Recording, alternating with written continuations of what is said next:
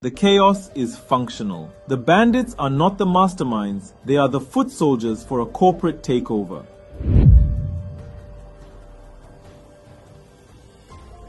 So, how do they actually do it?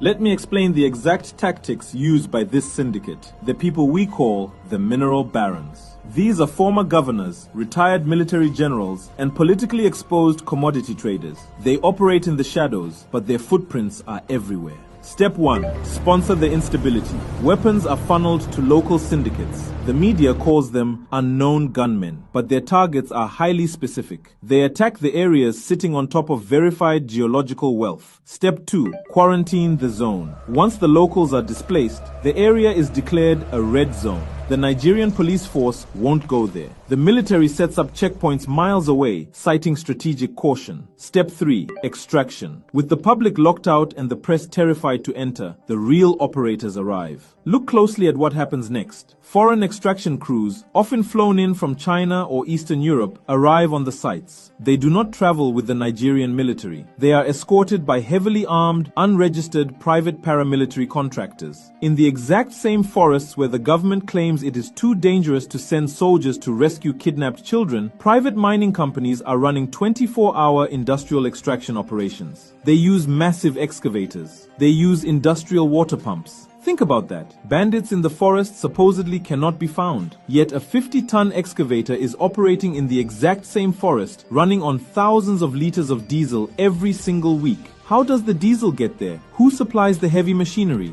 The state is not absent. The state has been privatized. You cannot hide thousands of tons of lithium ore in your pocket. You cannot sneak industrial quantities of raw gold onto a commercial flight.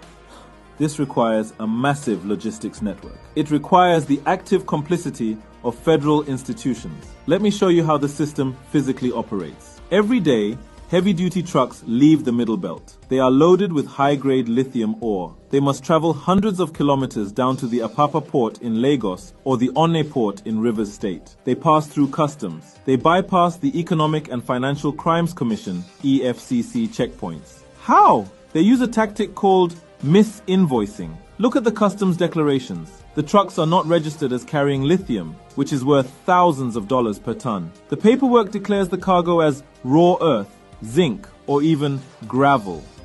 The customs officers at the ports stamp the documents. No chemical testing is done. The port authorities wave them through. For the gold in the northwest, the tactic is different. They don't use trucks, they use the sky. Look at the aviation records from regional airstrips in the north. Unregistered private jets land in broad daylight. There is no passenger manifest. VIP convoys drive directly onto the tarmac. The cargo, unrefined gold bars, is loaded onto the aircraft.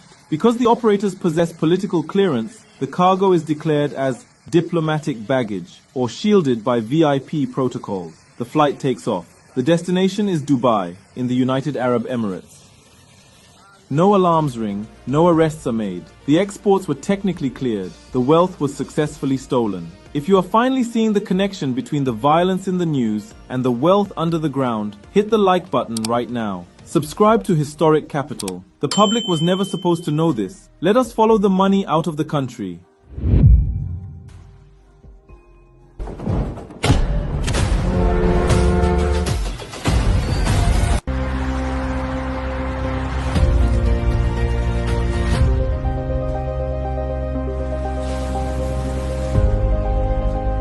This is where the operation becomes a global mechanism.